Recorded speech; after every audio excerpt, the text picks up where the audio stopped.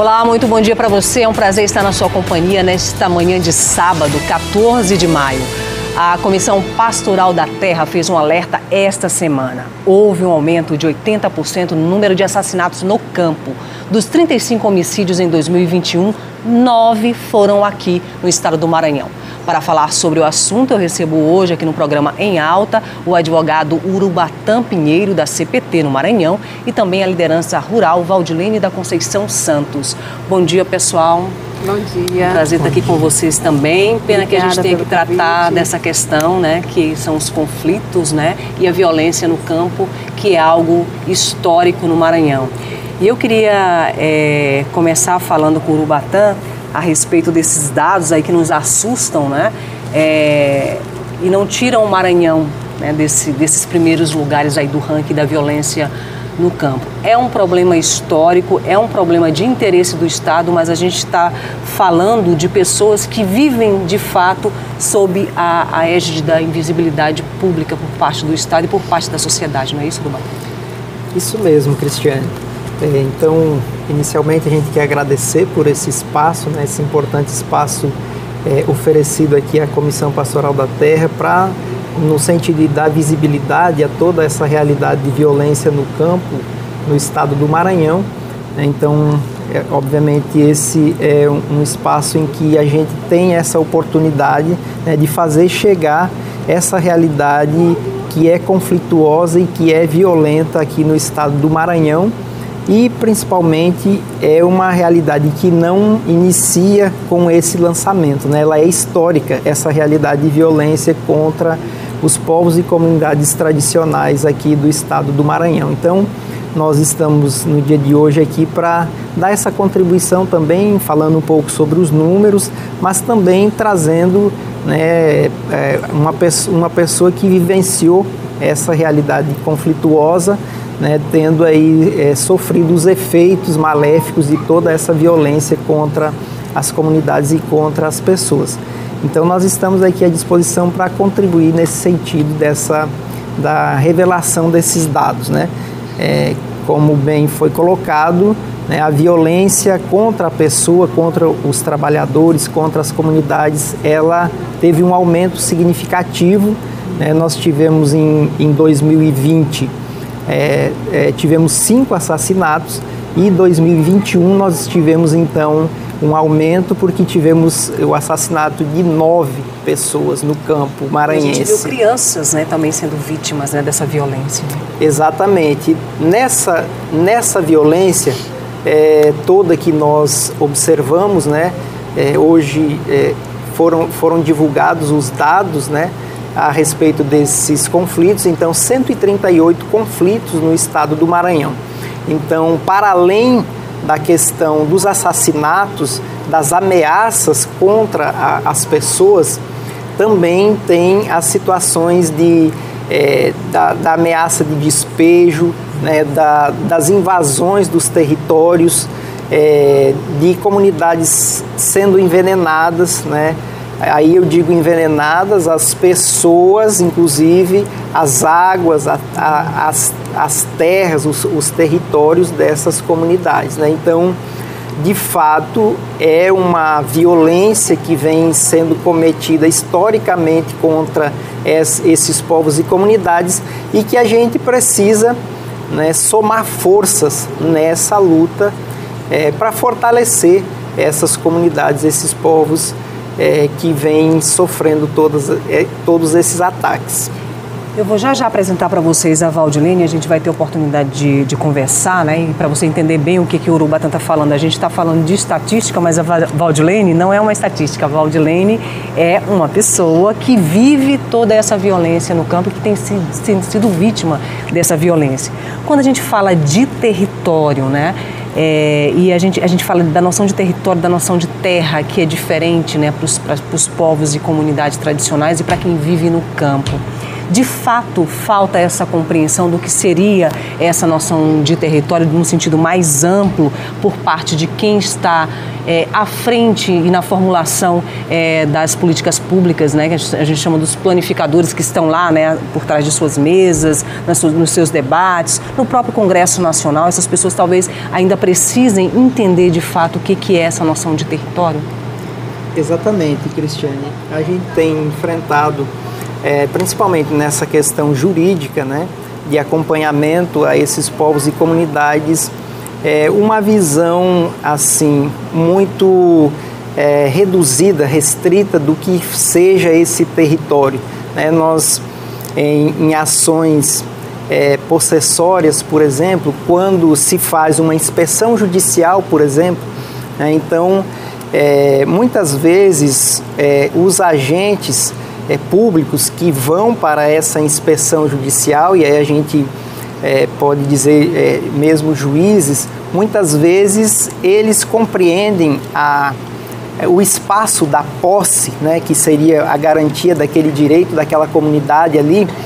Eles olham aonde a pessoa colocou a roça naquele determinado ano, aonde é a casa dele, né, e então restringem muito esse espaço, né, da vivência da comunidade, porque os povos e comunidades tradicionais, eles têm uma forma totalmente diferenciada dessa relação com a terra e da relação com a natureza, né? Então eles não sobrevivem apenas de colocar roça, mas eles sobrevivem de pescar no riacho, nos igarapés, eles sobrevivem de coletar os frutos, né, ou do cerrado ou na região da Amazônia.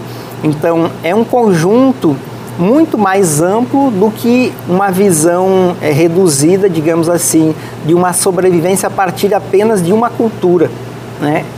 Os povos e comunidades tradicionais, eles têm como característica justamente a diversidade, né? A diversidade da produção, a diversidade das crenças, a diversidade dessa relação com, digamos, com a natureza e com a terra. Vai para além da propriedade da terra, né? Quer dizer, apesar da propriedade ser um direito dessas comunidades, né, um título da terra, mas a noção para eles não é a mesma noção que nós temos, por exemplo, nos núcleos mais urbanos, a noção de propriedade, né, de terra como um bem material.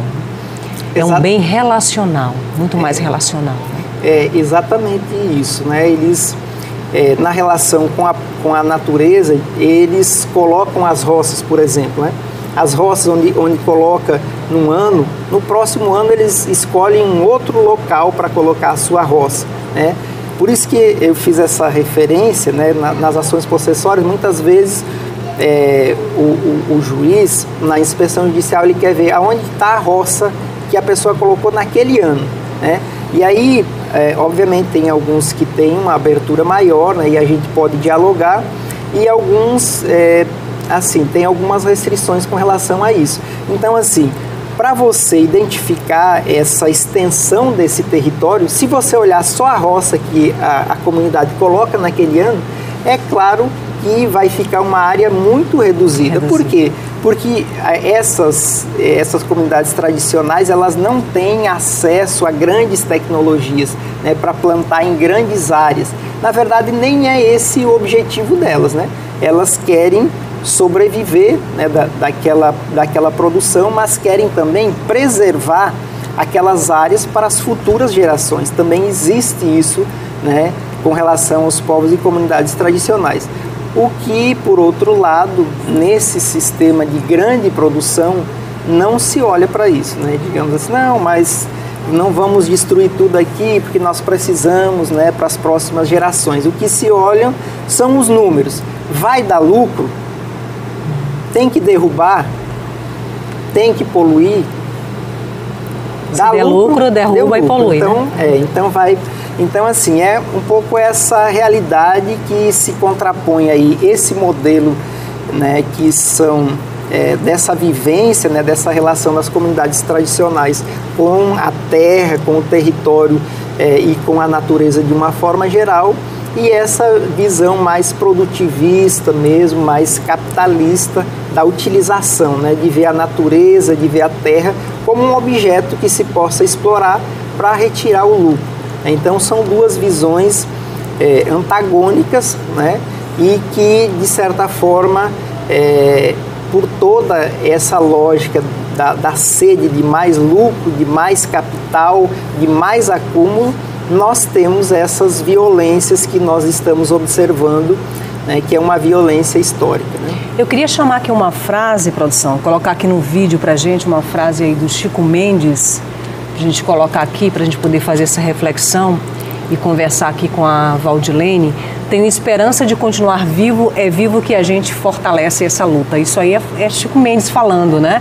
Chico Mendes, que deu tantas lições de amor à natureza pra gente, né? Que deixou todo um legado de proteção à Amazônia. Inclusive ele fala, eu pensava que minha luta era só em relação à seringueira, né? Era só para a proteção da seringueira. Depois, quando eu estava na luta, eu fui entender que a luta era muito maior do que lutar apenas pela seringueira. Eu estava lutando pela Amazônia inteira e pela humanidade inteira, né? É uma fala, né? Que está muito esperançosa, né? E traz, de uma certa forma, muita esperança para nós e para os povos e comunidades tradicionais. Ele deixou esse legado aí. Quando ele fala isso, é preciso estar vivo, né? Na luta é que a gente se sente vivo. E você, Valdilene, é um exemplo disso, né? Tá lá na terra, Buriti de Inácia Vaz, sofrendo, né, com toda essa mazela da violência no campo e do grande negócio que chega, que polui e que não respeita o direito de vocês de permanecerem no território tal qual como ele é, né? Eu queria que você falasse um pouquinho, né, dessa experiência lá na sua comunidade. Tá, eu me chamo... Araçá, né? Comunidade Araçá. Isso, comunidade Araçá. Eu me chamo Valdilene, eu sou da comunidade Araçá.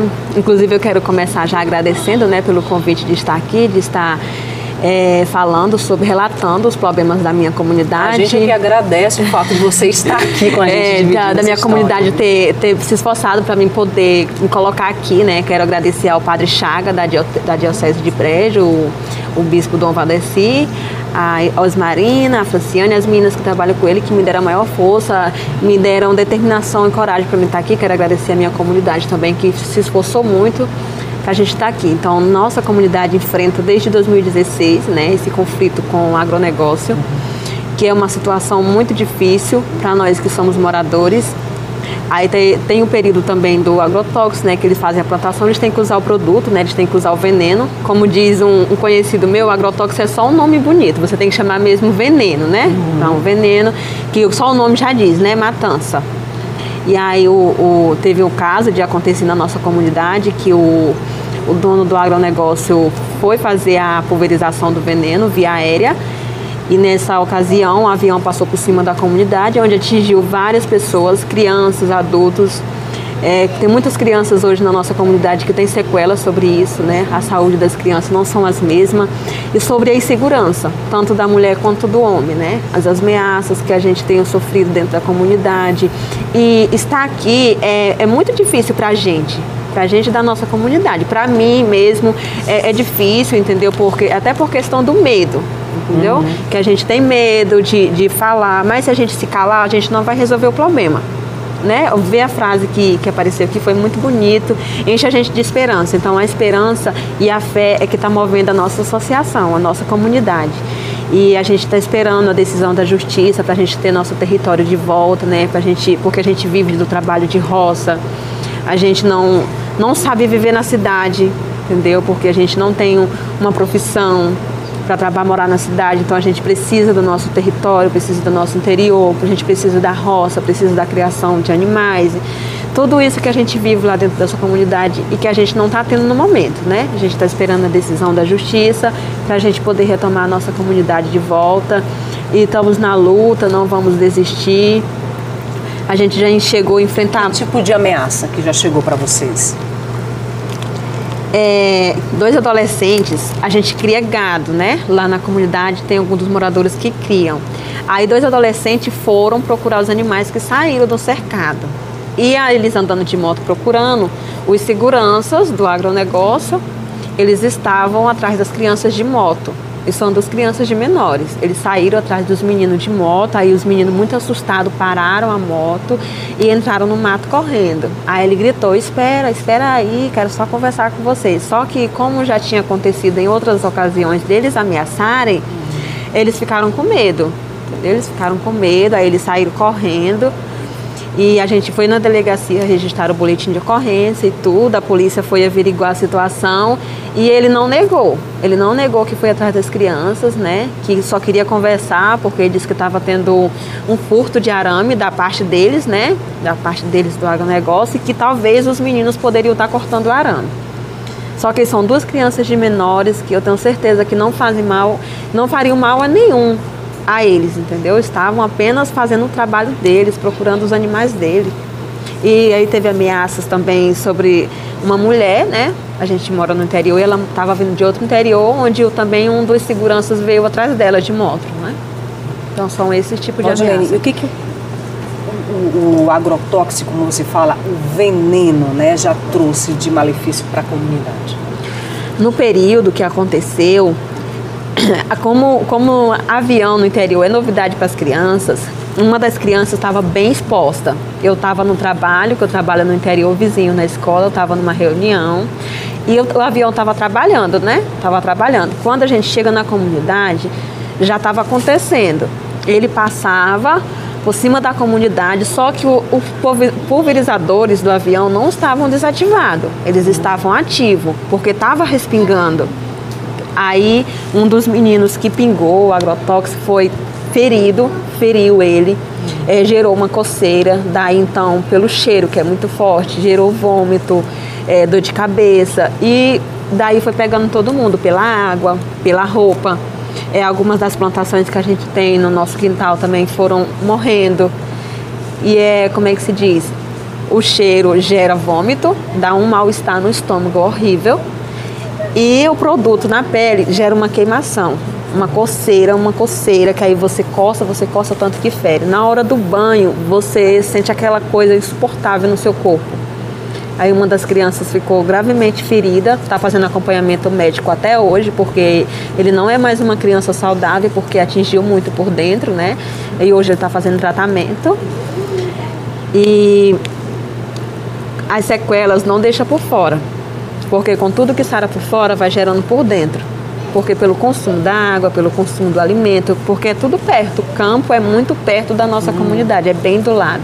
E o plantio de soja... Dos mananciais de água, né? E os plantios de soja, como quem conhece, é um produto muito áspero, que gera uma coceira. Se você entrar no campo de soja, se você entrar desprotegido, gera uma coceira insuportável. Ainda mais com veneno, aí gera um problema muito maior. Com certeza. E muita gente da comunidade já pensou em deixar a comunidade por conta disso? Ou vocês permanecem assim, unidos, né, nessa luta aí? Unidos. Pelo direito ao território? Unidos sempre. Vamos estar sempre juntos. A gente vai lutar porque é nosso, entendeu? Todo mundo tem direito de ter o seu lugarzinho para morar. Todo mundo tem direito ao seu conforto, à sua terra, à sua roça. No início, que aconteceu tudo, eu fui uma das moradoras que senti medo. No início eu senti medo, eu senti vontade de ir embora. Muitas vezes eu comunicava ao meu esposo, vamos procurar outro lugar. Só que todo lugar que você for no Maranhão, você vai ter esse problema de agronegócio. Porque o agronegócio é como eles mesmos falam, o agronegócio move o mundo. Acho que a vida, a fé e a esperança move o mundo. O agronegócio é bom para eles, mas para nossas comunidades não é. Não é, porque é um bem que está fazendo para eles. Mas não é um bem que faz para nós. Se eles trabalham, eles estão beneficiando a quem? Eles estão beneficiando a eles. A nós, a nossa comunidade, nós nos beneficiamos. Nós trabalhamos para nós, se nós faz uma roça, nós temos vários benefícios nela. Você tem o milho, o arroz, a abóbora, a melancia, você tem várias opções de produtos. Se eles plantam um tipo de alimento, é um tipo de alimento só e vai beneficiar apenas a ele. Então, a gente tendo onde trabalhar, a gente tem mais recurso e a gente não tendo, a gente se sente preso. E a gente mora numa comunidade pequena, onde não há recurso nenhum. Na nossa comunidade tinha muito bacuri e piqui, onde foi derrubado, devastado. Era do que a gente vivia. 1 quilo de massa de bacuri é R$25. Aí hoje em dia você não tem o bacuri. Que forma você tem que fazer para você trabalhar, para você se manter? Aí são porque perguntas... a natureza dava o bacuri, dava, né? Quer fartura, dizer, farturas, né? farturas. Moradores que achavam 200, 300 quilos de massa de bacuri em 3 meses. Moradores que pagavam, que compravam, que viviam do bacuri, que viviam do piqui, do murici. Tem até a fruta, o araçá mesmo, que é o nome da nossa comunidade, tem. Então, devido ter essa derrubada, a gente não tem mais a nossa renda do bacuri. Hoje é raro você chegar, se você chegar na minha comunidade, moça, eu quero comprar 1 quilo de massa de bacuri, é raro. É raro, se você acha, mas é muito pouco. Não é mais como antes, aquela fartura de você, não, esse mês eu tô tranquila, esse mês eu tenho 20 quilos de massa ali, eu tô com a minha safra tranquila, de boa, tô com a minha família garantida na comissão, no veste, em tudo. E se você não tem mais essa garantia. Entendeu? Nenhum dos moradores da comunidade tem mais a garantia de eu tenho a minha renda todo mês. Não tem. Isso foi cortado e aí não tem mais como a gente repor. Se a gente tomar nossa terra de volta, a gente pode replantar o bacuri e o piqui, a gente pode replantar, fazer mudas, né? Onde a gente pode futuramente ter de novo a nossa safra de volta. Mas se a gente não tem a terra, a gente não tem um produto. Se não tem terra, não tem território, não tem comunidade, território, né? Não tem comunidade, não tem nada. Não tem gente. Não tem gente. Principalmente não tem gente.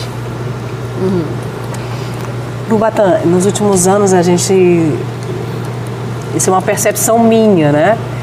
Não sei se é a sua, mas pelo que a Valdilene tem falado e pela tua luta ali à frente da CPT, acompanhando todas as histórias, eu penso também que né?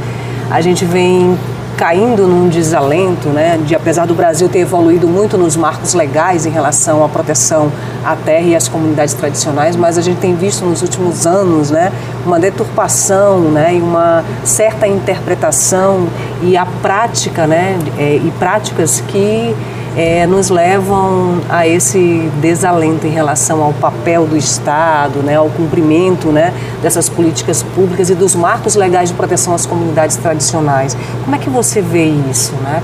A gente ainda precisa ter essa esperança de que essas coisas vão mudar e que, de fato, aquilo que está na letra da lei deve ser cumprido? Cristiane, na verdade, assim, esse trabalho desenvolvido pela Pastoral da Terra, desenvolvido também em conjunto, que é uma questão importante que a gente diga, que esse trabalho da Pastoral da Terra junto às comunidades, ele também recebe apoio de outras tantas organizações, né? Como, por exemplo, a Igreja Católica, a Igreja do Maranhão, né? A Igreja do Brasil, ela tem ajudado muito no fortalecimento dessa luta dessas comunidades. Então, assim, nesse trabalho que a gente tem feito, que a Pastoral da Terra tem feito junto às comunidades, a gente sente o impacto de fato de toda essa política construída, né, no sentido de fazer com que essas comunidades sejam, a gente poderia até dizer, exterminadas, né? Nos últimos tempos é isso que nós temos visto. Quando você observa as políticas, na verdade, assim, a desestruturação das políticas que garantiam, né, o reconhecimento dessas comunidades, né, as comunidades tradicionais quilombolas, indígenas. E se você olhar para os últimos anos, principalmente, né, o que o Estado tem feito para garantir de fato, né, que essas comunidades tenham os seus territórios reconhecidos e titulados, nós observamos que de fato isso seria e na verdade desmotivador. Sim. Mas nós como agentes, nós como entidades, de forma alguma nós nos sentimos desalentados, né? Nós sabemos que toda essa realidade é uma realidade difícil, mas nós procuramos ser os agentes da esperança. Porque muitas vezes a sociedade civil organizada ela precisou fazer o papel do Estado, né? Exatamente, exatamente. Então, nesse trabalho, porque o que nos motiva a ser esses agentes que levam a esperança é justamente o contato com essas pessoas. Porque quando você vê um processo, aí você olha lá o número, você vê um despacho do juiz, você vê o que o advogado falou, e isso, ele tem, digamos assim, um impacto. Mas quando você pega aquele processo, aquela situação, aquela realidade, e você vai lá e coloca o pé lá na realidade daquela comunidade, sente um pouquinho do que eles estão vivenciando, da violência extrema que eles estão vivenciando, então nós sentimos essa necessidade, né, de, mesmo diante de toda aquela realidade de dificuldade, de violência, a gente levar esperança. Muitas vezes as pessoas dizem, eu acho que não tem jeito, não vai dar certo, mas nós fazemos esse trabalho sempre nessa perspectiva da esperança. Tá ruim, eles estão querendo que a comunidade seja exterminada, mas nós sabemos que é possível. Por quê? Porque essas comunidades, como a de Valdelene, comunidade de Valdelene, sofrendo tudo isso, e mesmo assim eles estão lá. E mesmo assim eles estão lá, né? E como a comunidade de Valdelene, outras tantas no Maranhão estão dessa forma, inclusive com assassinatos, e as pessoas não saem de lá, elas continuam a luta, né? Então é isso que nos motiva e que nos leva adiante nesse trabalho que a Comissão Pastoral faz, é sermos agentes da esperança, né? E isso tem trazido assim resultados muito positivos para essas comunidades, porque elas também não permanecem lá, digamos assim, só por uma necessidade. Muitas comunidades elas permanecem lá porque elas encontram esse apoio, né, das entidades, das pessoas que se solidarizam com elas, né? Então não há contra elas apenas a violência, há também a solidariedade, né? Há uma articulação de diversas entidades que chega e diz, olha, vocês estão nessa situação, mas vocês não estão sozinhos. Vocês não estão sozinhos.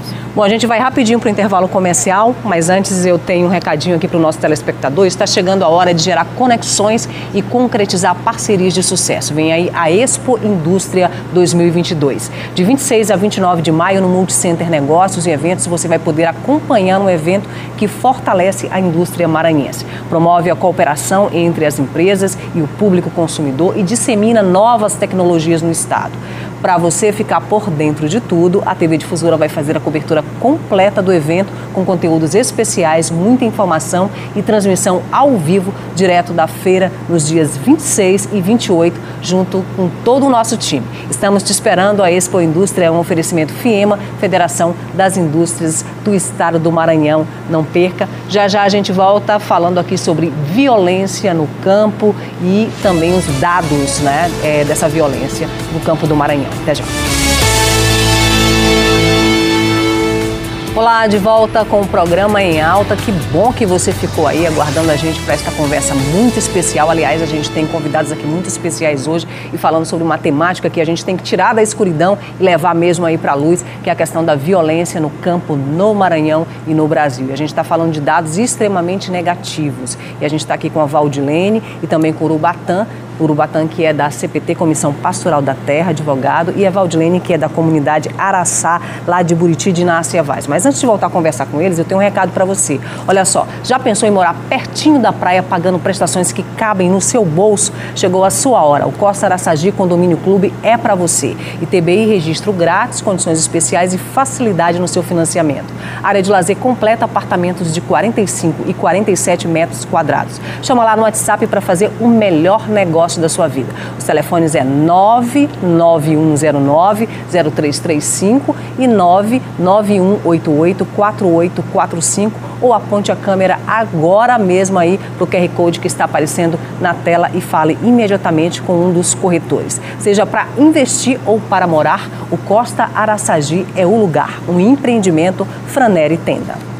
Liberadas as últimas unidades do Costa Araçagi Condomínio Clube. Essa é a sua oportunidade de morar a 5 minutos da praia pagando pouco. Financie o seu apartamento em até 90% do valor. Corretores de plantão no instante de vendas na MA 203. Agende sua visita. 98 9 9188 48 45 98 9 9109 0335. Um empreendimento Franeira e Tenda. Bom, depois de todos os recados dados, vamos voltar aqui para o nosso assunto, falando sobre violência no campo, sobre o relatório, né, o novo relatório aí da Comissão Pastoral da Terra, que coloca o Maranhão aí nos números, com números, né, que são números alarmantes e difíceis da gente encarar, apesar de já terem sido assim meio que naturalizados, não é isso, Urubatã? Todos os anos, né, a CPT lança esses relatórios e parece que esses números, eles não mudam, não se alteram muito, né? Eu aprendi com uma pessoa, que eu queria trazer essa experiência para vocês, Dona Digé, sobre essa noção de lugar e noção de território. E também na atividade de jornalista, cobrindo o campo e essas lutas, né, todas das comunidades tradicionais, a gente aprende de fato o que é essa noção de lugar e esse sentimento de pertencer a determinado lugar.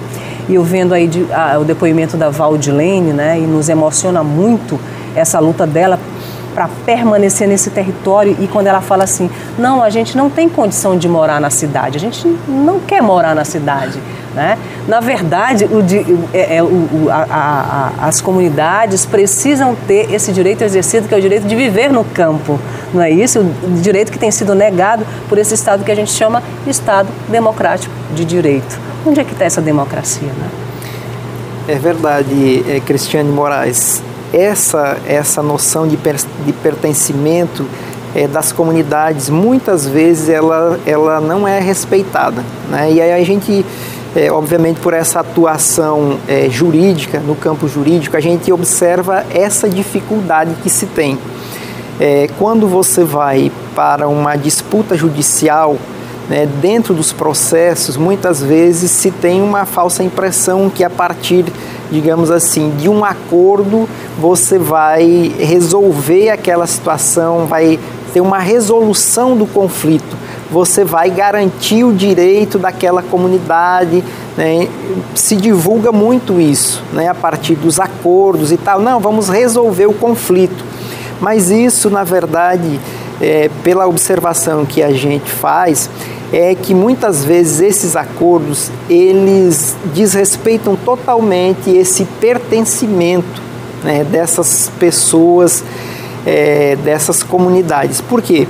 Muitas vezes ela tem um território um pouco mais amplo, ela tem um local onde eles enterravam, né, os seus entes queridos, ela tem uma fonte onde, quando criança, né, eles costumavam tomar banho, né? Então, esses locais, às vezes tem alguns locais que são sagrados para aquela determinada comunidade.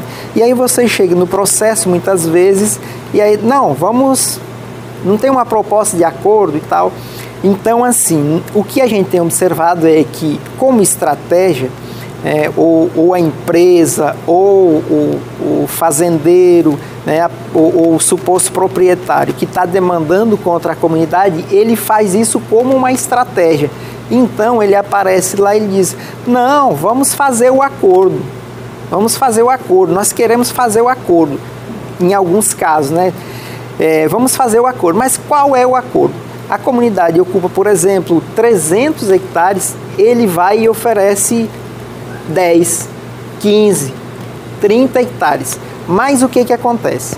Para o juiz, eles aparecem como, né, pessoas interessadas em resolver e ainda garantir um direito. Mas esse pertencimento dessa comunidade, ele não se dá só por essa lógica de ter um espaço reduzido.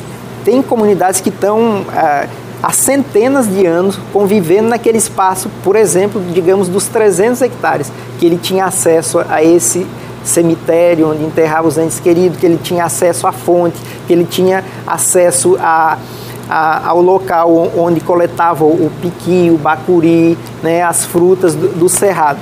E aí, nessa lógica, né, é importante que a gente faça cada vez mais esse debate, né, para que também esses órgãos, né, do Estado, do próprio Judiciário, eles também possam ampliar essa visão, né, a respeito do pertencimento e a respeito, digamos assim, da amplitude dessas posses. A posse dessas comunidades, ela não está só onde está a roça da pessoa, ela não está só onde está a casa dela, né? Então precisa ampliar um pouco essa visão, porque senão a gente desrespeita totalmente esses modos de vida.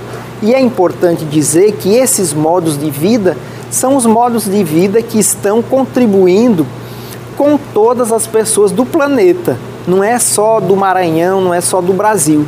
Esses povos e comunidades tradicionais, eles são guardiões da floresta, das águas, da própria terra, né? Nós estamos conversando hoje aqui e Valdelene está colocando essa situação. Veja, essa questão da violência e do desrespeito com a natureza é o desrespeito também com as pessoas.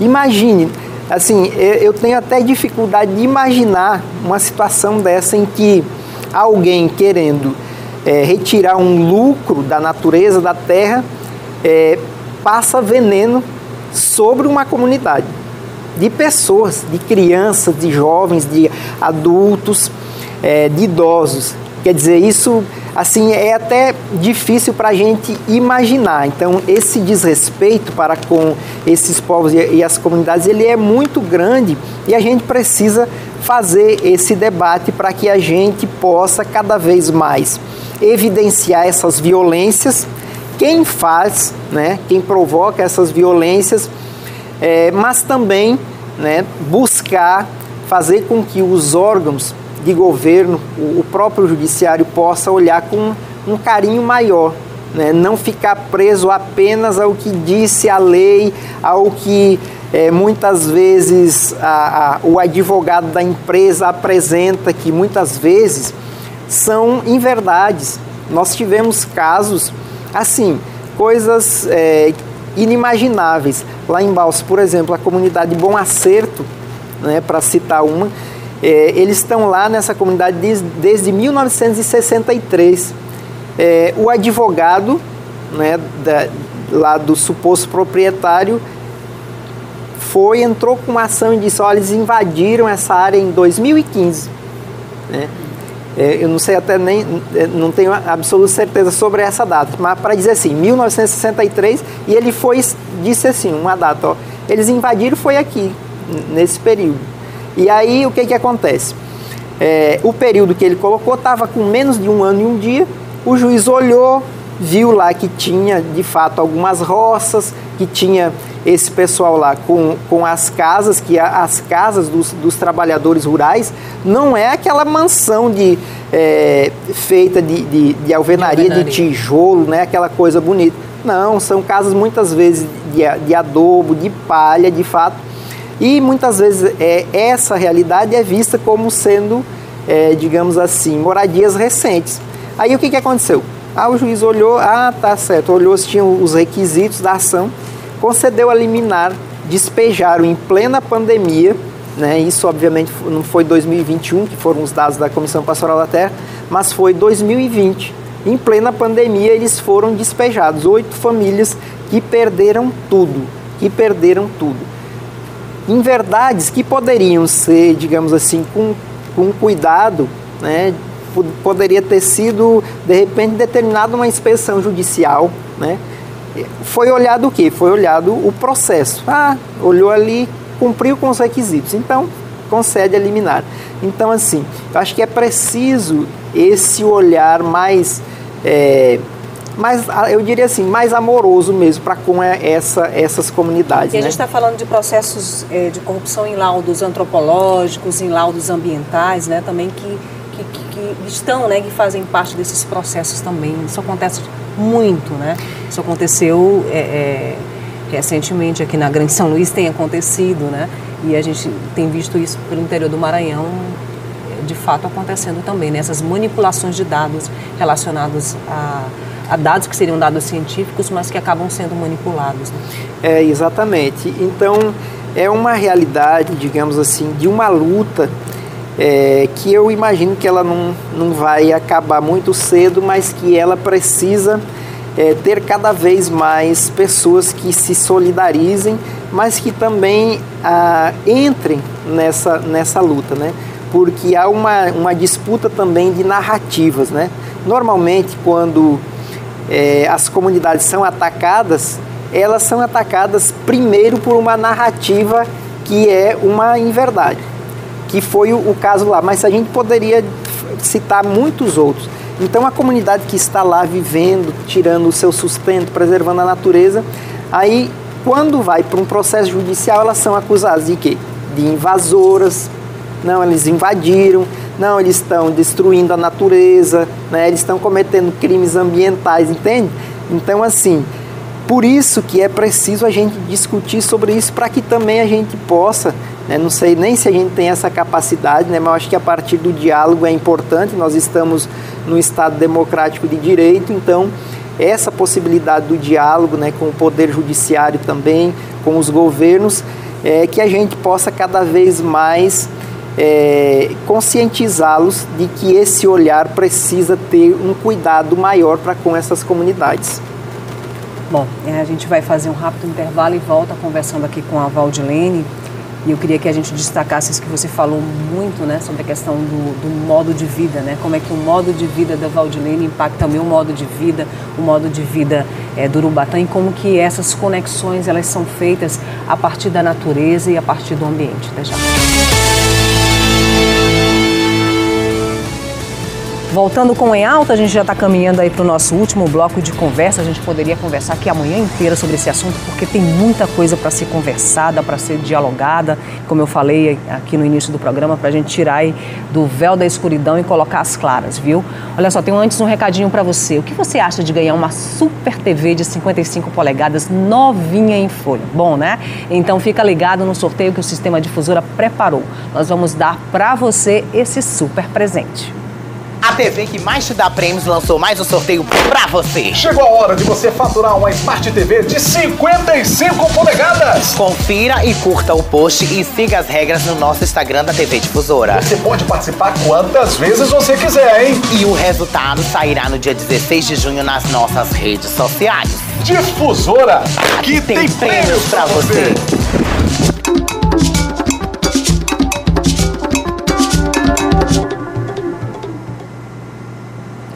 E olha só, é só entrar no Instagram da Difusora TV e curtir a foto oficial seguindo todas as regras. O resultado do sorteio você confere no dia 16 de junho no Instagram da TV Difusora. Uma boa sorte para você.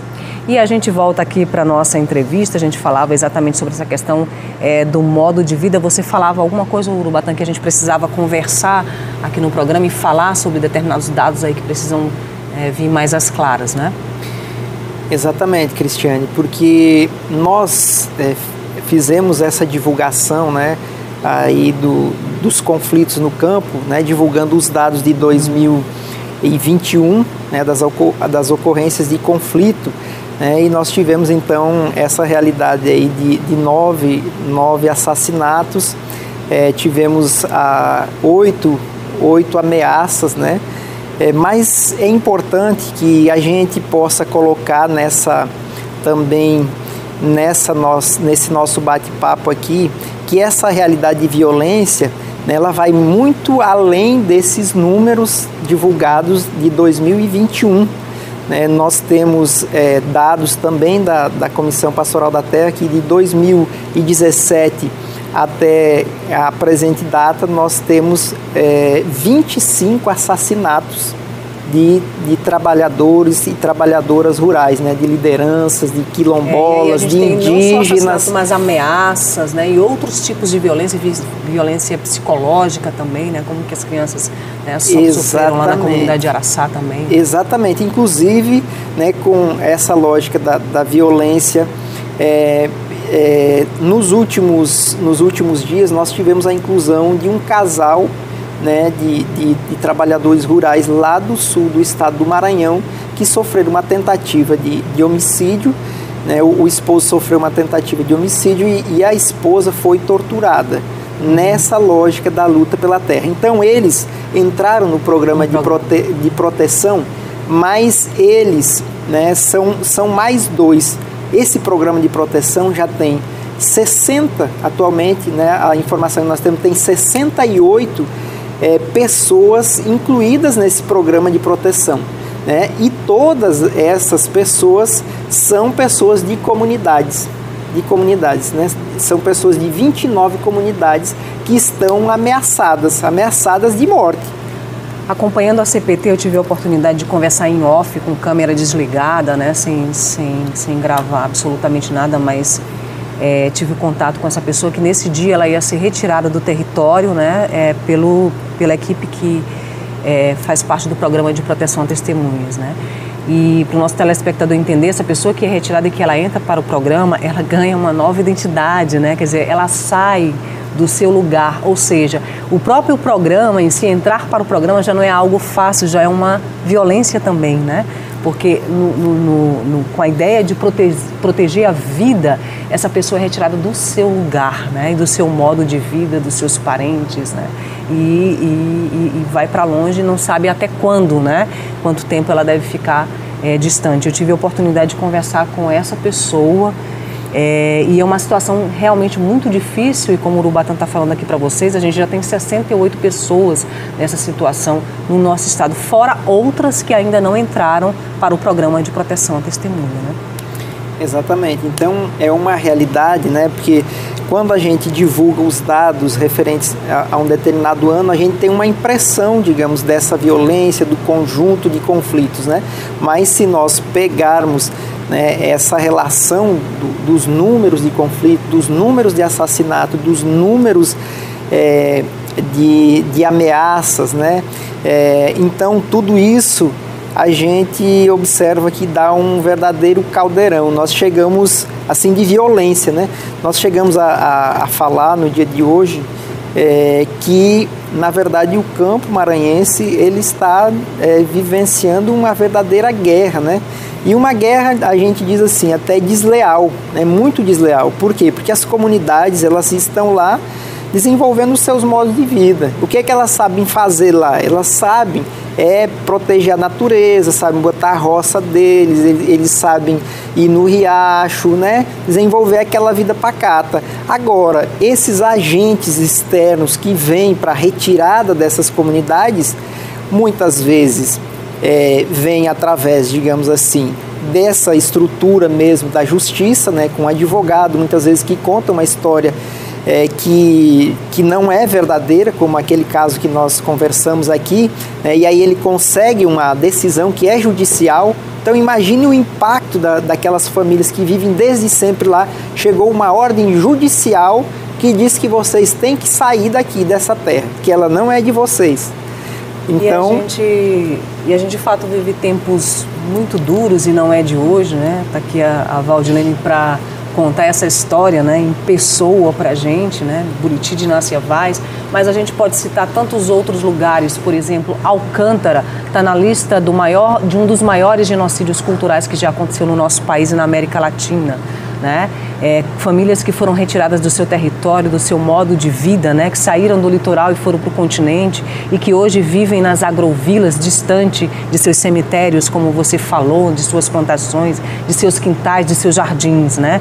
A gente pode citar Cajueiro, que hoje é uma área desertificada dentro da área de São Luís, né? Para a construção de um grande empreendimento. A gente tem Tabuleiros de São Bernardo, pessoas, trabalhadores, camponeses que viviam da roça de toco e que hoje precisam se adaptar à irrigação, a um processo de irrigação, e que a construção de um discurso de irrigação trouxe para eles dívida, trouxe violência, trouxe maus tratos, né? E também um desligamento desse território, porque foi uma área extremamente agredida ambientalmente também, né? E quando a gente fala que uma área é desmatada, o impacto não é somente ambiental, é um impacto social também, né?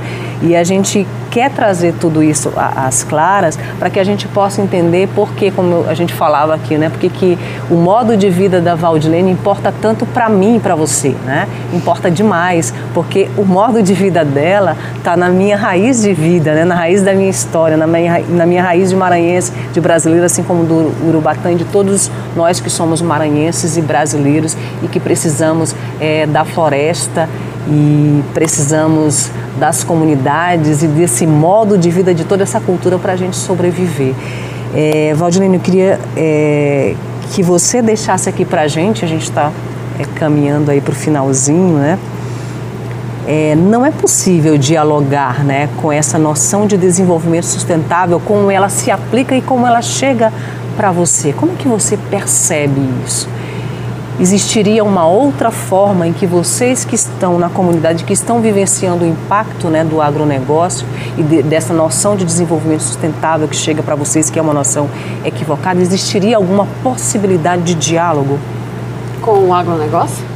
Com o agronegócio e com essa forma de desenvolvimento, que é uma forma bem diferente, né, da forma de vocês encararem a terra e o território. Então, a gente sempre optou por diálogo. Né, que eu acho que conversando sempre é uma maneira mais fácil de resolver as coisas. Brigando não resolve nada, gritando, apontando uma arma não se resolve nada, né? Tirar uma vida não se resolve nada.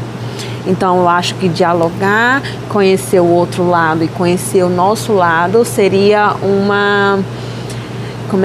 caminho para chegar a uma solução. Você que teve seu filho, né? Meu filho. O Davi. O Davi, David Lucas, só que Davi. Lucas, né? David Lucas. Uhum. Que acabou sendo machucado, né?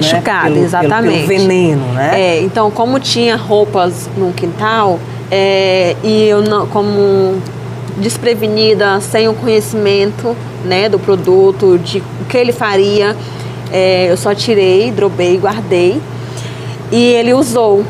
E aí afetou muito as partes íntimas do David, o corpo, as pernas, a costa do David.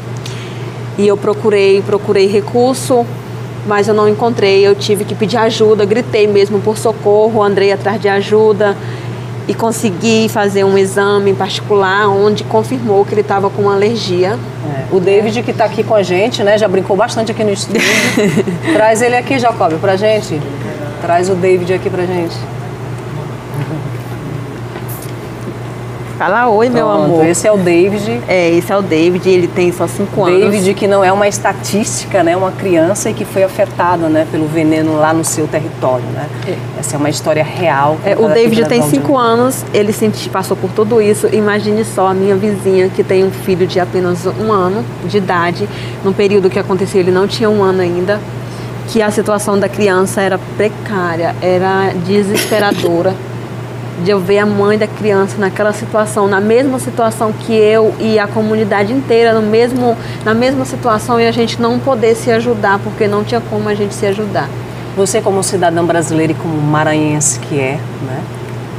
O que você espera desse Estado, que a gente fala que é um Estado democrático de direito, que tem uma Constituição cidadã, que tem marcos legais que protegem as comunidades tradicionais? Primeiramente, eu espero respeito pelos moradores do campo.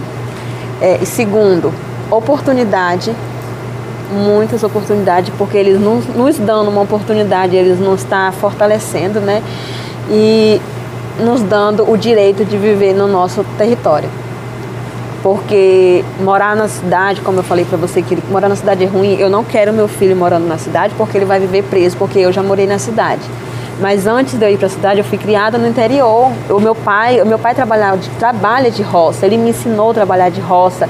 Minha mãe é quebradeira de coco, eu sei quebrar coco, eu sei tirar azeite. Então, antes eu vivia disso. Eu quero mostrar para o meu filho como que é viver disso. Nós precisamos de oportunidade. De uma escolha, uma escolha, né? Uma chance de ter uma vida do qual a gente tinha antes, né? Eu quero ver ele correr, ser livre. Uma coisa que ultimamente tem sido privada da nossa comunidade, entendeu? A gente precisa de liberdade, porque no momento a gente não tem. A gente vive ali uns nos outros, uns se grudando nos outros. E a minha comunidade, ela não se move, se move só pela Valdilene, ela não se move só por mim. Ela se move pelo presidente, pela tesoureira. A gente é um grupo, a gente senta, a gente toma as decisões junto, a gente luta junto, a gente briga junto, então a gente precisa junto. A gente precisa sempre, se eu preciso para mim, eu preciso para eles. Porque eu tô lá dentro, o meu corpo tá lá dentro, naquele lugar ali do nosso cantinho. Porque é um lugarzinho pequeno, mas é o nosso lugar de conforto, é o nosso lugar de dormida, de comida, de descanso, de educação, de trabalho. Era nosso lugar de trabalho, hoje não é mais, né, devido do campo de soja que tem, né? Então, por enquanto, não está sendo o nosso lugar de trabalho. Mas que a justiça veja a nossa necessidade e que chegue a uma decisão. Valdilene, muito obrigada pelas suas palavras, Eu que agradeço, pelo seu desabafo, carinho. pela sua presença aqui. Compromisso assumido meu e de Indara da gente visitar, né, Valdilene, lá no território, né, e a gente poder registrar, né, todos esses relatos lá, né, fisicamente, né, e conhecer a tua comunidade vai ser um grande prazer. Urubatã, muito obrigada. Só queria que você se despedisse aí dos nossos telespectadores, deixasse aí sua última consideração. Né? Ok. Cristiane Moraes, eu quero agradecer então mais uma vez por esse espaço, né, nesse seu programa. E dizer que nós, da Comissão Pastoral da Terra, cada vez mais queremos buscar, digamos, as parcerias, buscar a solidariedade também, né, da sociedade de uma forma geral, porque essa realidade de conflitos no campo maranhense, ela só pode ser modificada se nós tivermos a união de todas as forças. Vocês observaram nesses relatos, né, contados aqui no dia de hoje, que a violência ela é extrema e muitas vezes ela não aparece. Então é isso, nós queremos somar essas forças, né, com toda a sociedade maranhense para que a gente possa chegar em dias em que não teremos mais esse tipo de relato para contar, né, e que nós possamos vir para comemorar, né, o reconhecimento dos territórios, das comunidades, mostrar de fato os modos de vida dessas pessoas, né, não falarmos mais sobre violência, não falarmos mais sobre assassinatos, sobre ameaças. Esse é o nosso desejo e é para isso que nós temos desenvolvido, né, todo esse trabalho de acompanhamento às comunidades. Quero aproveitar também para agradecer mais uma vez a Igreja do Maranhão, a Igreja do Brasil, que sempre teve, na verdade, esse olhar, né? Esse olhar que é um olhar do Evangelho mesmo de Jesus Cristo para com essas comunidades. Então, obrigado mais uma vez, um grande abraço a todos. Que a gente continue, né, trazendo sempre à luz esses assuntos. O espaço aqui do Em Alta está aberto para vocês, para quando vocês quiserem voltar, né? E compromisso firmado aqui da gente visitar Araçá, né, e conhecer a tua comunidade, viu, Valdilene? Guardamos vocês lá, tá bom? Bom, a gente vai terminar com esperança. Eu queria deixar para vocês aí, para o nosso telespectador, um poema aí de Manuel Bandeira. Quero ser feliz nas ondas do mar, quero esquecer tudo, quero descansar. É isso que a gente quer, né, gente? Isso. Cultura da paz. Que a gente possa descansar em paz, assim como o poeta também quer. Um ótimo final de semana para você, um ótimo sábado. A gente se encontra no próximo final de semana. Até já. Tchau, tchau.